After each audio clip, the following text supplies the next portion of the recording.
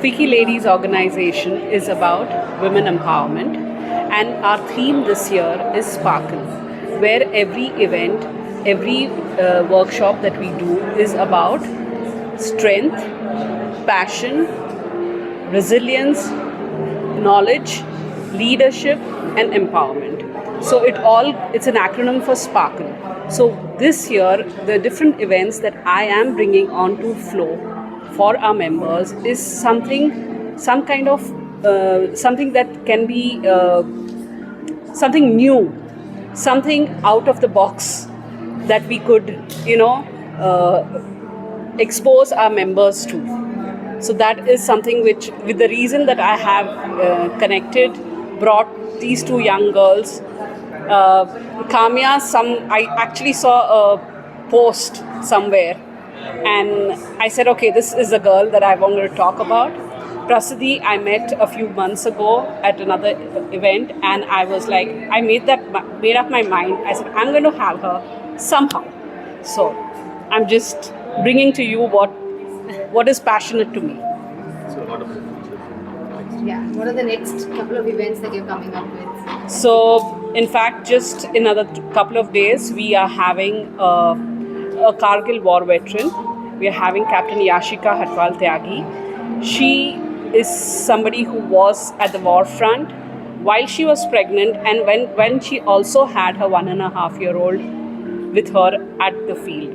So I have heard her, and she is an amazing story. So she is something that will come to us. She's going to be talking to us about leadership. Little later down the month, we do have we're having Dr. Tessie Thomas. She's the missile woman of India, and we are bringing her to Chennai to address our audience. Everyone in the audience would be to really look back and be mindful about what you are doing for the earth. And I'd like to repeat again, don't just think out of the box, act out of the box, because the truth is reality is coming. There is a lot of climate change, a lot of issues that are happening, but if we stay strong together with a sense of hope, a sense of reality, and a sense of responsibility, we can really make a huge difference. And never underestimate yourself. You might be a small 4mm seed, but you have the potential to grow into a 400 feet tall tree and make big time change. So believe in yourself. what are the obstacles you face in Your journey.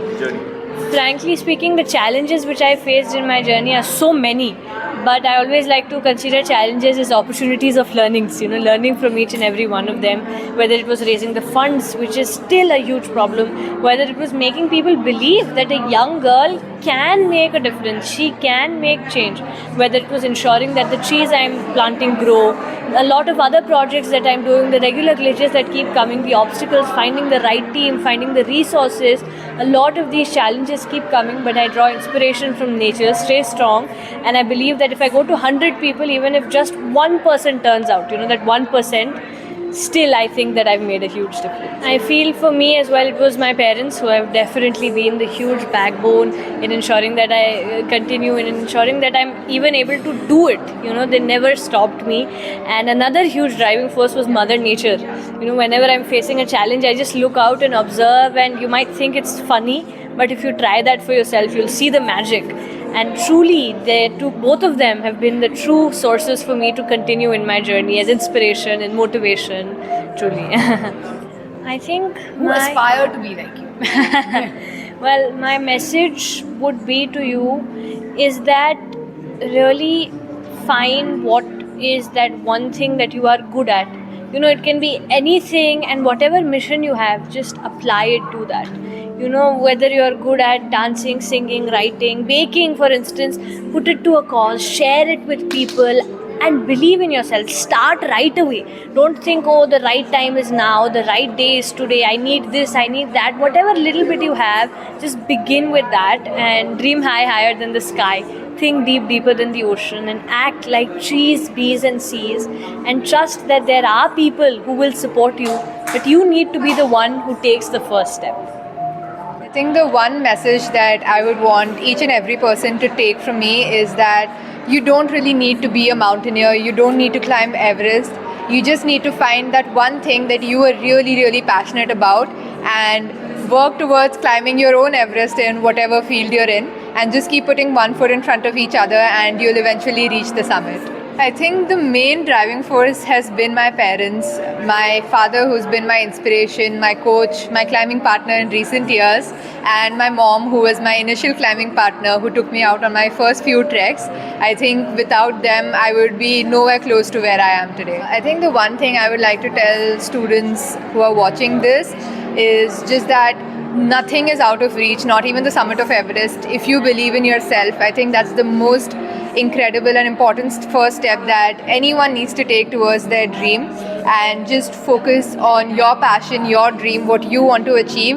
Believe in yourself and others will fall in, everything will fall in place for you. There will be people who will come out and support you, and you will find your community and reach your goal. So Kamya, what first drew you to mountaineering? Was there a specific moment you said that I have to take this up seriously? I think for me it started out as just spending time with my mom and my dad in the mountains. So I don't think it ever started out as a record-breaking attempt or anything of that sort. Probably somewhere along the journey of climbing the 7 summits is where I realized, this is my passion, this is the one thing that I never want to let go of in my life. And Prasiddhi, 1 lakh, 10 million. How do you come up with these numbers?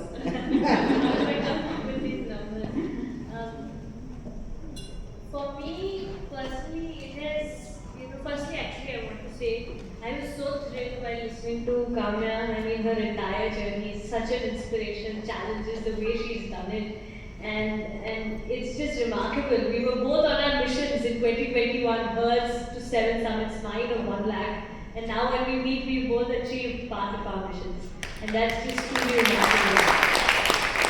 And coming to the numbers, how I define that, 1 lakh was actually because there was this whole big drive happening of a lot of companies coming together. And they had put this target that over 2 years, all of us with all our funding and resources are going to plant 1 lakh. And I just overheard this somewhere and I said alone, I will plant 1 lakh. That's when I heard it. And 10 million is because I feel that there's actually this thing that we need to plant 1 trillion trees if we want to reduce the carbon level of our planet. And this is of United Nations, the entire goal. I was speaking to one of the person who heads this from World Economic Forum, who heads the 1 trillion campaign. And she told me how we really need to take it forward and take more efforts. And that's when it struck me that I won't stop. And that's when I took the goal of planting 10 million trees. And for me, much like what Kamya was mentioning, it wasn't, I didn't even know that I might be standing over here, sitting over here, talking to all of you, connecting with you, sharing this journey of mine. It all just started with giving back to Mother Nature, whatever she has taught me. When I saw a bee pollinating a flower and a flower giving nectar to the bee, that is when I first learned about collaboration and partnership. The way I learned about never giving up was when I saw a tree getting pruned and again the leaves coming back, the plant coming back. I learned I won't give up. I learned about celebrating when I saw the sea. Sometimes there's low tide or high tide, still it's always there, enjoying, celebrating, and consistently going back and doing the whole process. I learned about discipline from the sun, how it rises and sets every single day. And these lessons, these unforgettable lessons that nature has given me, because of that I felt I want to give back to her in whatever small way that I can. I'm sure all of us are thinking this. How do you speak so comfortably? You can't just like that. That's I also do the same thing. So, I was telling you about the consistency, about the sea. I think it's the same thing. You saw me when I was 5 years old. I was giving a speech and that's when it really started for me. I just realized that speaking wasn't just something that I like to do, but something that I have to do if I want to grow in this journey. It is a necessity if I want to bring people together and make it as a movement. I don't want this to be a mission of my own alone. I want to make it as a movement of all of you joining. And I knew that it will be hard to convince all of you. So So I started planning from before, working up on my speaking skills, and now having spoken at global forums across and doing more than 1,000 plus workshops. There were times when there was this year where every weekend, just to a few child homes, every weekend I used to get on a Zoom session and I used to narrate stories about the environment. No one was listening to me then, but I was practicing, I was learning, I was talking, explaining, building these connections, and that is how I have really learned how to not speak but share my story. You used to practice, huh? Yes, it is practice and passion. Yeah, I think I Yeah. would Same agree with you, with you. Kamya. Same for us as well. And like she said, for me, my journey right now is about what I'm doing, what am I climbing next. But part of it is also about ensuring that young people keep coming into adventure, that they're well supported. And a huge part of that is about making people aware that such a thing even exists. So I think it's just been about spreading the message, and somewhere along the along the path we've learned to speak well. Okay, there's one thing about fear of public speaking, but what about mountaineering? That comes with a lot of fear, right? I'm sure a lot of us here again are quite afraid. What about that? It definitely comes with its fears. A lot of this. Absolutely, there are lots of risks. I think more than the fear for me myself when I'm climbing, probably for my mom sending me and my dad away on an expedition for 2 months, that is probably a lot more fear than what I face. For me, with climbing, one of the things that's worked best for me is to learn as much as I can about the mountain before I'm there, to such an extent that I want to be able to visualize the route that I'm taking, because that prepares you for all the known levels that you know already exist. But of course, with mountaineering, there's this factor of at least 10% which you just leave up to the mountain. You're finally at the mountain's mercy. So I think that is something that you do prepare yourself for intrinsically. But for me, the knowledge and having experiences of going on multiple expeditions, facing different challenges, that kind of helps me with everything, the next expedition that I'm doing. So preparation, practice, I think that's what's coming out from both of you, right? I think you. So, Siddhi, you talk about very complex topics like biodiversity, circular economy. I think some of these words we had not even heard about. How do you learn about such topics? How do you keep up to date? What do you do about that? Yeah. So for me, I'm reminded of this meeting I was having actually day before yesterday. There is an event, TEDx Gateway, which is the largest TEDx in whole of Asia. And I might be a speaker for that later this year, the youngest speaker again. and over there they asked me this question, Prasiddhi, what is that one thing you are most passionate about? And trust me, you were saying how good I am at speaking. It just felt like the hardest question. Not because I didn't know what to answer, but because I had so many answers. Like there were 1,000 things flashing to me. Okay, I'm a freelancer, I'm an environmentalist, I like speaking, I'm an entrepreneur, I'm an author, I am very fond of art, I like dancing, I like singing, and sometimes I'm skating, sometimes I'm swimming, I'm also fond of geopolitics, I was doing a program on architecture, I'm fond of traveling the world, looking at culture. The list is endless, trust me. I visit the ashram, I do mantra chanting because since the age of 2, so it was so difficult, but then all of a sudden something slipped out of my mouth, and that was learning. And I think it is strange, learning is weird, right? Eccentric, how can someone be passionate about learning? But that's the truth with me. I just see people, I get inspired and I get on with doing that. And in my case, for instance, if I ask all of you, what is that one thing that comes to your mind when I say learning? Anyone? Yes. Reading encyclopedia, perfect. So you've given me an amazing answer. The first thing that comes to most of our minds is this stack of books. Or some people say school, for children obviously. For students, I'm also a child. Some people say maybe some people say attending workshops, some people say traveling, and I agree, all of this is so true. I love reading books. Every day I'm reading a new book. Fiction, non-fiction, learning about all of these things. One of my favorite books is Hidden Life of Trees by Peter Waldman. When I was reading about that, I learned about fungi, how trees have their own fungal system through which they communicate. So I said, okay, now I'll read a book on fungi. So I read this book about Secrets of Fungi by Merlin Sheldrake. I learned how important soil is. So I read a book of Secrets of Soil by Peter Tompkins. So it just kept going on. And then at the same time, there is obviously school.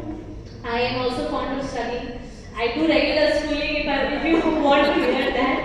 And even though I'm not regular at school, I do well, I study, I love studying. And through school, obviously, I've learned so much. Whether it is about attending workshops around the world, I was there in Belgium for a space workshop. Or I was there in Amsterdam to learn about the human body. I was there last week in Oregon for a long workshop with international people learning about sustainable architecture. Or there's traveling. But for me, I think learning is what I'm passionate about, and the simplest way to do that is to observe. Just find a corner, sit silently, look at nature, and there's so much that I learn from them. And from there, I do a little bit of research, I study, and then I learn these terminologies. Soumya, you did mention about Mission Sahas, right? Can you elaborate a little bit on it? How did you come up with that thought? So, Mission Samus started right after my expedition to Mount Stowe Country back in 2017. And like Vidyani said in her introduction, I got back to the base camp about an hour and a half before my parents. And when my dad came in, I was sitting eating Maggi and solving Sudoku. And he was surprised. So he asked me, Kamya, do you realize what you just climbed is higher than the highest peaks in 4 of the continents? There is no peak higher than Stowe Country in Africa, in Europe, in Australia and Antarctica. And my response to that was, can I climb the other 3 as well then? So I think again, like she said about setting those goals of 1 lakh or 10 million, it's about setting those goals for myself. So that's where we started out on this mission. And I had learned skiing, so I wanted to incorporate that in some way. So we said, okay, let's also try and ski to the south and north poles if we could. So at that point, I didn't even know there was such a thing as 7 summits. I didn't know who the youngest person to do it was. I think those are things that came along the way, but a huge part of this journey just started from saying, can I climb all of the 7 peaks as well if I've climbed higher than 4 of them already? That's impressive. That's very, very impressive. I think a big round of applause to everybody. Now, everything on your plate, right? With training, school, climbing, how do you juggle all of this and how do you not burn out? Do you have a cheat day with each book, right? And there's also like distractions like gadgets, social media. What do you do? So to answer the first part, I think one of my favorite ways to answer this question is to quote something we had in our CBSE class 12 English textbooks. It's an interview with the author Umberto Eco, and he was a scholastic writer who also dabbled into fiction work. And the interviewer asked him, how do you find time to do all of it? And he says, I work in interstices of time. Waiting for you to come up with the lift, I wrote 2 lines of something that I wanted to work on.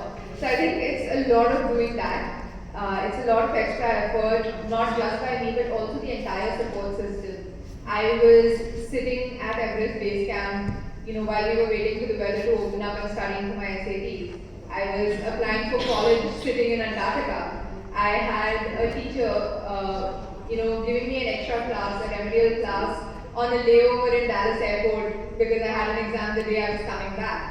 I've had friends who shared notes with me, and I've relentlessly and repetitively asked them for the same notes 100 different times. I've had teachers take extra classes. My mom has probably sit and written notes for me hundreds of times. So I think it's a team effort, and it's about putting in that extra little bit. And for me, I think there's this general idea that athletes or student athletes in general don't really focus on the student part of their identity. But to me, being a sports person brings in so much focus, so much discipline. Or not even a sports person, I think just being passionate about something brings in that focus that helps you do everything to the best of your abilities. I haven't just been doing academics in this. I've been learning dance for the last 10 years. I've learned the piano. Yeah, she danced recently, right? And she's also learned Carnatic music. She's done a piano examination, so this is all of this rolled into this one course. Maybe not doing all of these things together, I probably wouldn't have sustained all of it. So if I'm, say, studying for 2 hours, I'll take a break, go play a little bit of piano, sing a little, come back and then study. If I'm really tired of studying, I'll maybe go, run around, do a 5-kilometer run, come back and then study. So I think it creates a really important balance. And then coming to the second part, of course devices and social media can be a huge distraction. In my case, I think it's been a really big boon though, because I've been able to share my journey, my learnings with so many people, and more importantly, as a young person, I think I'm constantly learning. And social media just opens your doors to so many incredible opportunities. I have been able to connect with mountaineers on the other side of the globe whom I would have never known of if not for having social media and devices. So I think it can of course be a distraction, but at the same time I think it's about knowing how and what to use it for. Very good. Yes. I don't think some parents will be happy hearing that bit, right? One thing, I mean, I agree with everything that Kanya said, but one thing that pointed out was asking your friends for the same notes 100 times. And it is so true what you mentioned about academics. A lot of times people think that, the reason we are doing something else is because we are not good at academics. But that's not true. We are not doing this as an excuse for studies. We are doing both of them together because we are passionate about both of them. And I feel it is like a rubber band, you stretch it. If we think that this is only our capacity, then we do only that much. But when you stretch it, then you realize how much you can do. And I felt the same. Initially it was so hard, there was this exam that was there, it was of social science. And at that time, I was doing this session also, and this session was at 6 in the morning because it was going on for around 2 months with children from around the globe. So 6 o'clock was the only time that suited all the time zones.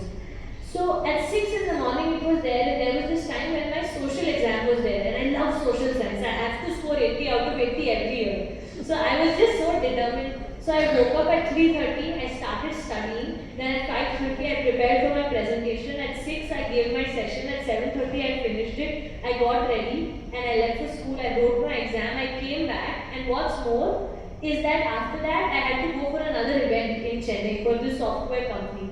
It was apparently also Women's Day.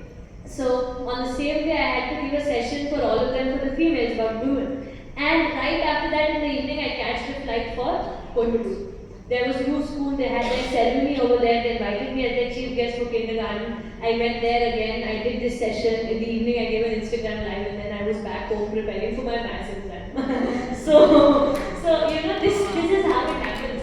Scheduling is just the first bit of it. Studying, working on it, working hard, carrying my books wherever I go. As she mentioned, studying in the flight, studying in the car, studying in the plantation field. For her it's mountains, for me it's soil. Just finding wherever we can, trying to work hard in order to do both in both of the fields really. And for me, in my case, something that was there was that my work connected so much with my studies. I don't like to treat work as work. I treat it as fun and as my passion. And I realized, before we could learn acres and these, learn about perimeter and area in school, I was already calculating for my plantation fields. Before we could learn about profit and loss, I was talking and working on my company of the Green Pillar. Before we could talk about, the sampling, before we could learn about a lot of different concepts, I was having meetings with companies and our district collector. So I had to learn everything early, frankly speaking, so that I could be successful in the work that I do. And I think it's about finding learnings, connecting with people, trying to mix both of them together. And while we talk about, and one more thing, thankfully up until now I've been getting A+ in all my subjects. so a little academics report, I'm doing well in my studies. Then the distraction bit that you mentioned, again, I think social media is definitely something that distracts so much. If you start looking at reels, you can't stop. But I felt that what if we harness this as a tool for something good, for something better? and especially being in a field where it's more important to connect with people because it is all about education, spreading the word, taking action. I felt, okay, why don't I use Instagram and LinkedIn and the social media handles for good? So I started a lot of different series, such as A to Z for climate action with Prasiddhi. So A is for afforestation, Z is for zoology, explaining all of those terminologies. I started a series of climate policies with Prasiddhi. I go to so many UN conferences, so what happens over there? People don't know, it's world leaders talking, what are they talking? I started up with a series as lessons from nature, life lessons from nature. A lot of different things, and people supported me. I saw social media as a tool that can be harnessed as a chain. I have more than 100,000 followers on Instagram who are a part of my community. And in fact, most of the things that I've done may not have been possible without social media, without the connections that I found. Like Tanya mentioned, around the world, you can just connect quickly. But yes, there are distractions, there are ways where it gets difficult to manage yourself. But again, I think it's about doing all the other things that we do and adding this one bit of staying focused and staying concentrated in the work that we are doing. How have your parents shaped your values, choices, the direction, all of that, right? How are they? What are the roles that they play? I think me being a mountaineer, at least at this age, would never have happened if not for my parents. I started climbing because I saw my dad going to the mountains again and again. And my mom, I think, played such an important role because she could have just snubbed my question and said, you can figure out when you get older. But she said, let's go see now. And more importantly than just saying you can go to the mountains, she came to the mountains with me. She became a mountaineer for me. And I think that partnering definitely made a huge difference because in the initial times and even now, I don't have people my age around me in the mountains. It's all people who are at least in their late 20s most of the time. So being surrounded by adult company, I think having my parents there with me made a huge difference because it didn't feel like something as abnormal, which kind of made me want to go back and do it again because I like the experience. So I think that support system makes a huge, huge difference for young athletes. It's so true. The parents are, how do I say, they're the backbone, in whatever we do. People look at us at stage, people look at me doing all this work, but how my parents support me, how they take me to these places, that is something I value so much. And beyond that, even before all of this started, I would randomly, we are going on this walk and I just sit down to look at a flower. And they won't stop me. They won't say, oh, go to this class or go do this. We are going somewhere and I just start rolling with the soil. I used to, whenever my father used to come, he used to travel a lot. So he's coming from office, he's very tired and I'm like, look, the frog is jumping like this. And they never ever said no. They just, in fact, that is the reason why my bond with nature is so unbreakable. As parents, you have the power to make us connect or disconnect with something. And I'm grateful to my parents for helping me and supporting me in terms of that so that I can continue in my journey. For instance, my father is fond of jogging. So my parents took me on this marathon. And that marathon, when we were going, I asked her, what is this? I was just 2 years old.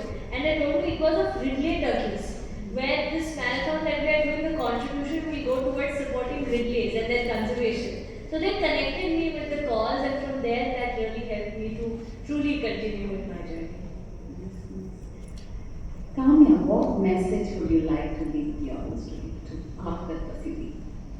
I think the one thing that has remained with me throughout climbing was something a very senior mountaineer once said to me, which I think applies to life in general as well, which is that when you get tired, just put your head down, just put one foot in front of each other, and you will eventually reach the summit.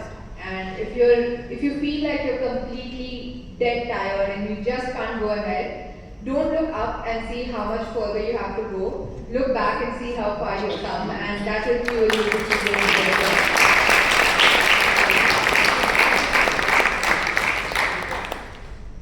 If we talk about the one message that I would like to share with all of you, again, it's impartial. I can't just share one message. I want to share so many things with you, what you should do for the earth, what you should not do that will harm the earth. But I think I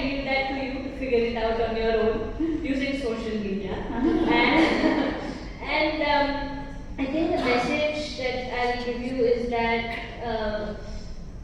I like to really write a lot of quotes myself, for myself, and eventually I like to share it in platforms like these.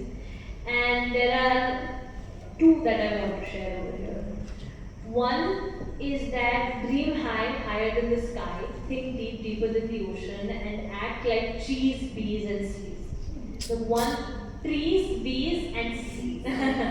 The one thing that has motivated me for this long and really helped me to continue in my journey. And the second one is that this is the main one that I want you to remember when you go out of this conference room, is that don't just think out of the box, act out of the box. Now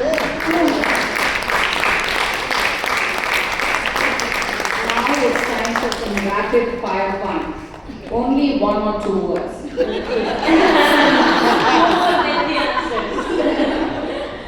So Prasidi, if trees could talk, what would they say to us today? Since it's only 1 or 2 words. Yeah. Shall we give her 4 or 5 words? 1 second. Yeah, please, I request you. Oh, no, I'm not asking for the answer, I'm asking permission to answer.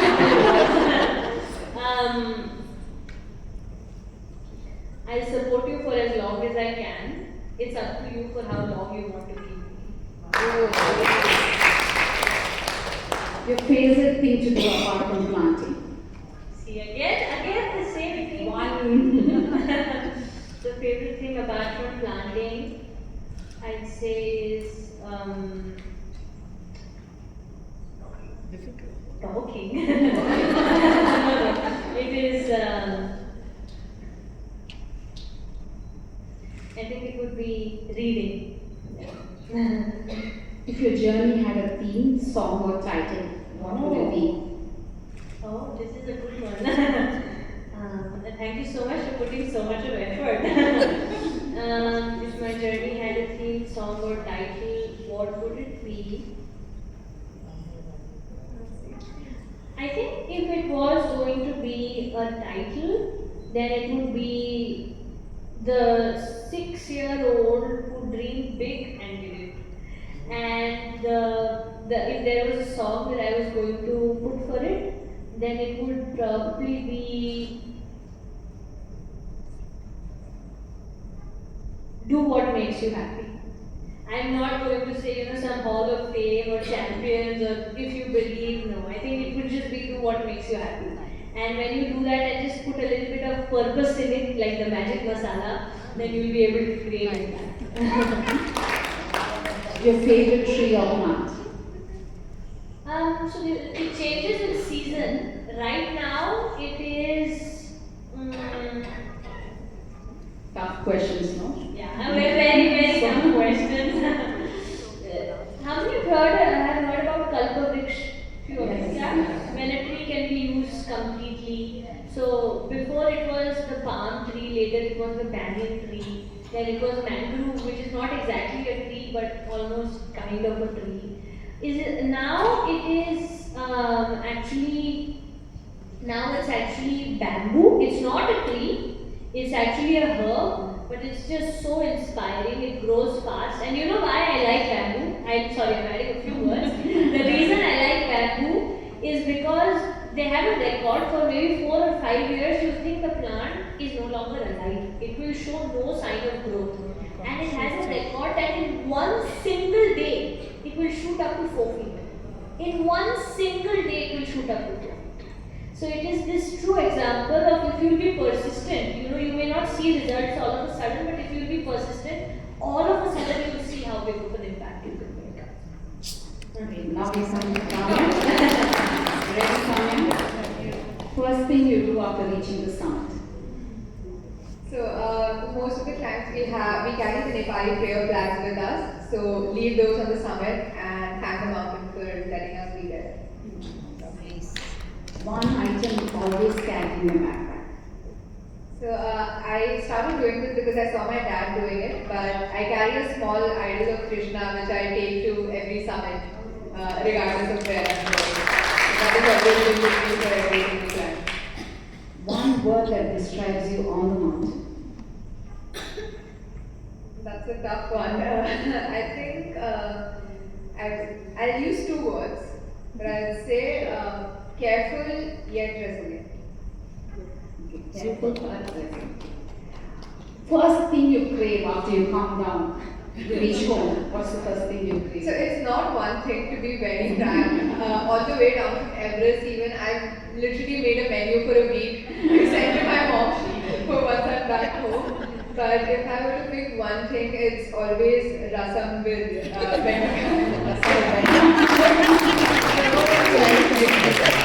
You also say, no, Vendaka makes you intelligent. That's been a constant comfort food after every time. A big round of applause for these young players.